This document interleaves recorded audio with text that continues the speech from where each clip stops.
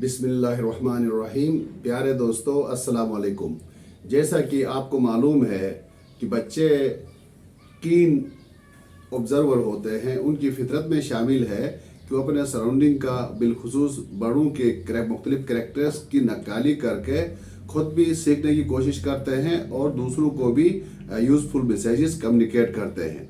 तो मेरे प्यारे दोस्तों, आज इसी बच्चों की इसी सलाहियत को, इस फितरी पोटेंशियल को महसूस करते हुए नफ्सियात दानों ने रोल प्ले को एक इफेक्टिव टीचिंग मेथड के तौर पर इंट्रोड्यूस करवाया हुआ है।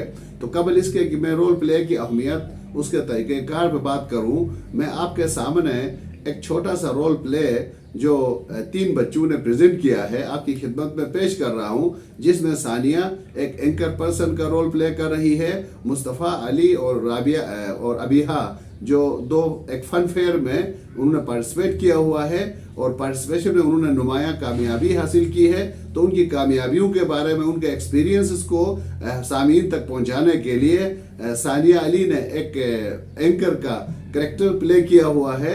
मुझे उम्मीद है आप इस पूरे करैक्टर को देखें, आप इंजॉय करेंगे और उसके बाद हमने डिटेल में थोड़ी सी बता दिया है कि रोल प्ले क्या है, इसकी अहमियत क्या है, इसके ज़रिए हम टीचिंग लर्निंग के प्रोसेस को मुअस्सिर कैसे बना सकते हैं।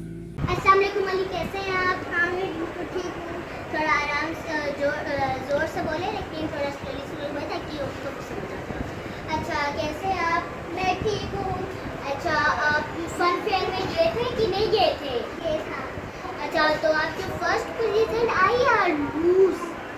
फर्स्ट। फिर आपको तो कांग्रेचुलेशंस होने चाहिए। अब हम लोग अभी से कुछ बात करते हैं, फिर आपके साथ। अस्सलाम वालेकुम बिहार, कैसे हैं आप? मैं ठीक, आप सुना? मैं भी ठीक। अच्छा, फन फेयर में गई थी? हाँ, मैं गई थी। थोड़ा जोर से बोले। हाँ, मैं गई थी। फिर ये बहुत अच्छी बात है। फर्स्ट है या सेकंड है? फर्स्ट। Very nice, good. अब हम लोग देखिए, अब ये हमने फन फेयर तो बनाया, लेकिन अब ये लोग तो फर्स्ट आ भी गए। तो अब ये लोग फर्स्ट आ भी गए तो इनको तो बहुत अच्छी बात होनी चाहिए। और इधर भी ये भी तो हमारे फर्स्ट होंगे और हमारे पार्टनर्स ही हैं ना। तो अब हम लोग बताते हैं, बच्चों को फन भी चाहिए होती है, पढ़ाई भी चाहिए होती है और माँ बाप भी चाहिए होती है, सब कुछ चाहिए होती है। जो ज़्यादातर माँ बाप चाहिए होते हैं, तो माँ बाप भी इनका ख्याल रखते हैं, इनकी रिस्पॉन्सिबिलिटी उठाते हैं, इनको इनके स्कूल की फीस देते हैं, वेगन की फीस देते हैं, वो करते हैं और इनको डांटते भी नहीं, क्योंकि बच्चे पढ़ते हैं दिल से और खुशी से पढ़ते हैं ताकि उनके मामा बाप डांटते ना।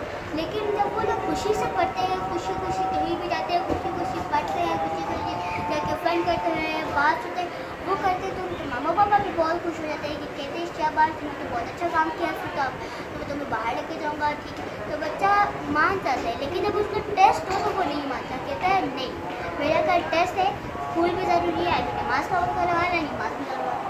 तो अगर ये बाप की रिस्पॉन्सिबिलिटी है तो ये बेटी को तो रिस्पॉन्सिबल होना चाहिए ना।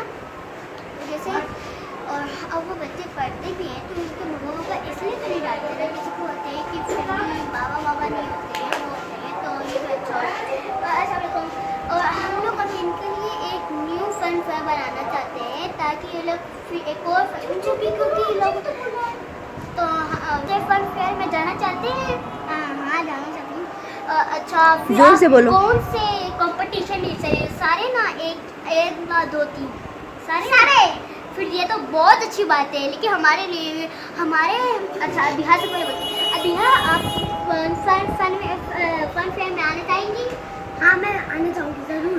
और आप सारे में लेंगी कंपटीशन ना 1 2 में? मैं सारे में लूँगी। ये तो बहुत अच्छा होता है, क्योंकि हमारे पास एक और न्यू फ्रेंड और कंपटीशन में हिस्सा लेने वाली है, सानिया अली, लेकिन वो आएगी दूसरे फन फेयर में, क्योंकि वो इस वक्त वो आई नहीं है। ठीक है, एक और टाइम के बाद फिर आपसे बात करते हैं। अल्लाह हाफ़िज़। तो मेरे प्यारे दोस्तों, खेल के मौके मिलना हर बच्चे का फितरी हक है। खेल और ड्रामा न सिर्फ बच्चों की बल्कि बड़ों की भी ज़ाती झिझक और रुकावटों को दूर करने का जरिए बनते हैं। आज माहिर नफ्सियात व तालीम का इस बात पर इत्तिफाक है कि खेल कूद पर मबनी तरीक़े तालीम ज़्यादा दूररस और पुरमानी आमोजिश का जरिया होता है। गैर रवायती तरीक़े तदरीस या इंटरेक्टिव टीचिंग अप्रोचेस में سب سے زیادہ ایک اہم میتھڈ جس کو رول پلے کہتے ہیں، سیمولیشن بھی کہتے ہیں. تو آئیے دیکھتے ہیں، آج ڈیٹیل میں بات کریں گے انشاءاللہ تعالی. اس سے پہلے آپ نے ایک کچھ جھلک آپ نے رول پلیز کا دیکھا ہے کہ جس میں سارا پلان، ساری ایکٹیویٹیز، سارا کریکٹر جو ہے وہ بچے پلے کرتے ہیں. تو رول پلے ایک child centred interactive teaching method ہے جس میں ایک یا ایک سے زیادہ بچے کسی دوسرے شخص کے کردار کی نقالی کرتے ہوئے ایک اہم کردار کو خود سے سمجھنے کی کوشش کرتے ہیں. رول پلے روایتی طریقے تدریس کو ڈرامائی انداز میں پیش کر کے سیکھنے کے عمل کو بچوں کے لیے دلچسپ، یادگار اور مؤثر بناتی ہے، جس سے بچوں میں تخلیقی اور تنقیدی صلاحیتوں میں اضافہ ہو جاتا ہے. یہ مہارتیں مستقبل میں بچوں کو مختلف مسائل کو حل کرنے میں مددگار بھی ثابت ہوتی ہیں. مثال کے طور پر بچے کلاس رومز میں کسی ڈاکٹر کی اچھائی یا کمزوری کو رول پلے کے ذریعے بیان کرتے ہیں. استاد کی خوبیوں اور خامیوں کو سیمولیشن کے ذریعے، رول پلے کے ذریعے استاد تک، معاشرے تک پیغام دینے کی کوشش کرتے ہیں. میرے پیارے دوستو، تو رول پلے کے فوائد کیا ہے؟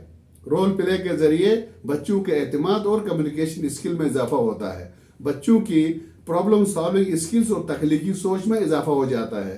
بچوں کو اپنے ارد گرد کے ماحول کو کریٹیکلی آبزرو کرنے اور سراؤنڈنگ کو گہرائی میں مشاہدہ کرنے کی طاقت میں بھی اضافہ ہو جاتا ہے. رول پلے کے ذریعے بچے اس کردار کو سمجھنے کی کوشش کرتے ہیں جس سے سمجھ بوجھ سے ان کا حافظہ مضبوط ہو جاتا ہے. سیلف ڈائریکٹڈ لرننگ اور انڈیپینڈنٹ لرننگ کے طور پر بچے اپنی لرننگ پروسیس کو آگے بڑھاتے ہیں جس سے وہ ایک ذمہ دار شہری کا روپ دھارتے ہیں. رول پلے کو مؤثر بنانے کے کچھ اصول ہیں.